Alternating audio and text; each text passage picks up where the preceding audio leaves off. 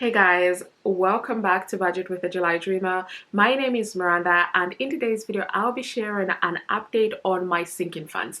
I believe the last time I gave you an update was back in September when I gave you update 17, and this will be update 18 on my sinking funds. So I do have my trusted laptop here with me, so I'm going to do a screen record. I'll be looking down a lot as I explain to you the sinking funds that I have, how much I have in them, and also plans that I have for 2023. So let's get into this video. I'm going to start the screen record now. So as you can see right now on the screen, I have broken down my sinking funds into 6 buckets. So travel, self-care, home, car, gifts, and subscription. So for travel, this is vacation, so when I go abroad, and then day trips and staycation, so when I'm within the UK or I just nip over into mainland Europe, so those kind of trips. So right now in my vacation fund, and this is the update from November, I was able to send £300. If you've seen my Transfer Tuesday videos, you know that I was working towards funding my my travel fund so that I can use this money for the trip that I have in December. So right now I have £300 saved for my trip abroad, so I'm going to be using this money.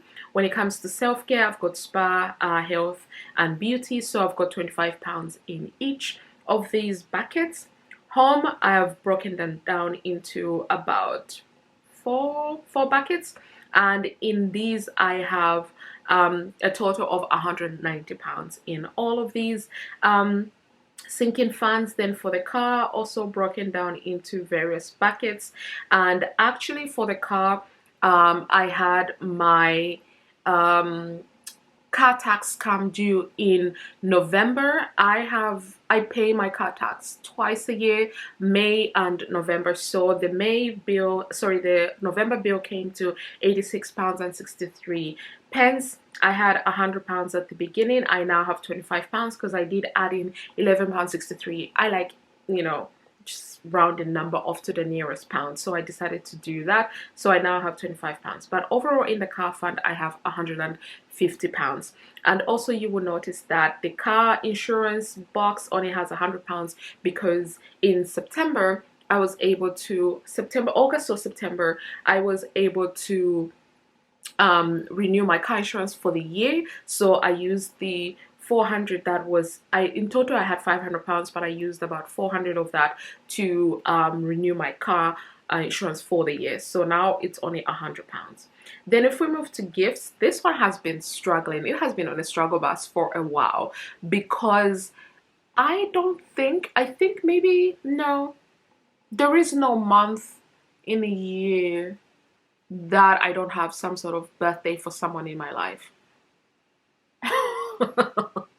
I had just had to think there for a second. I think January, February, March, the ones that I don't have in my immediate family, like my extended family that I'm close to. So yeah, I think almost every single month there is somebody's birthday. So it's been in a struggle bus for a while, but I was able to put some money in birthday. I put in £45 and £15 in festive holiday, so I have £60 saved in this sinking fund, which makes me really happy that it now has some money, because I don't think it's had any in the last 2 to 3 months, because everything that I would put in I'll then spend immediately after. So this is actually good. I'm quite happy that there is some money in this sinking fund.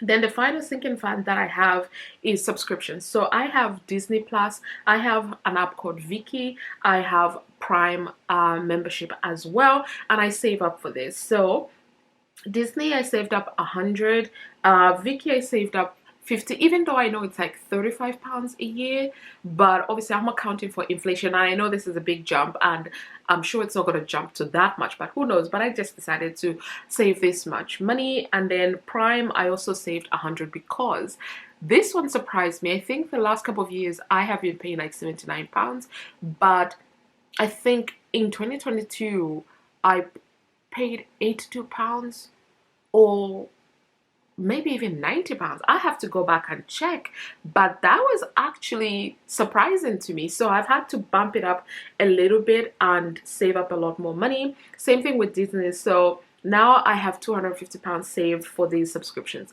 Disney and Vicky are due. Disney is due in April, Vicky is due in March, and Prime is due in March as well. So they are between end of March and beginning of April. So this is when I'll be spending the money in these sinking funds. So I was able to send over 500 pounds to these sinking funds in the month of November, and I currently have 1,000 pounds even for my sinking funds, which does make me happy because, again, my sinking funds have been on a struggle bus for a while now. So I'm happy to see this number. Obviously it's going to go down, I believe, in December because of the trip. I'm going to be removing about 300 pounds, but who knows, I might be adding a similar amount back into the budget, but we shall see. So when it comes to my plans for 2023, I think I'm going to change things up. How exactly I'm going to change things up, I don't yet know. I think most of the buckets will remain, but I'll possibly change exactly what I'm saving for. And I want to have like a dedicated line item in my budget where I have an amount of money that I'm sending to my sinking funds. I used to do that before, but now I haven't been doing that over the last 8 to 9 months because it just has not been a priority. I've had I used up my sinking fund, so I was refunding my sinking fund, so that has been sorry, my emergency fund, so that has been a priority for me than my sinking funds. But obviously there's a lot of annual goals, annual bills that I have that I need to save for, like my subscriptions. You know, whenever you're looking to cut down things in your budget, the subscriptions are normally the ones that go first. I love the subscriptions that I have, and those are the only enjoyments that I have when I'm not traveling. So I refuse to give those up. This is why I save this 250 pounds, put it to one side for these subscriptions for next year, so I don't have to worry about paying for them on a monthly basis. If they were a monthly line item, I honestly think I would have been able to easily cancel them. But because I pay for them annually, it just out of sight, out of mind kind of situation, and also eases the burden on my budget, my monthly budget. So yeah, I don't know exactly the changes that I'm going to be making. The categories will stay the same, but how much I'm putting there monthly and the subcategories, what will be kept and what will be removed, I will change it, but I'll be able to share more in the new year once I know for sure what I want to do. But I hope you enjoyed this video. If you did, please give it a thumbs up, subscribe to this channel if you haven't already, and I'll see you in my next video. Bye.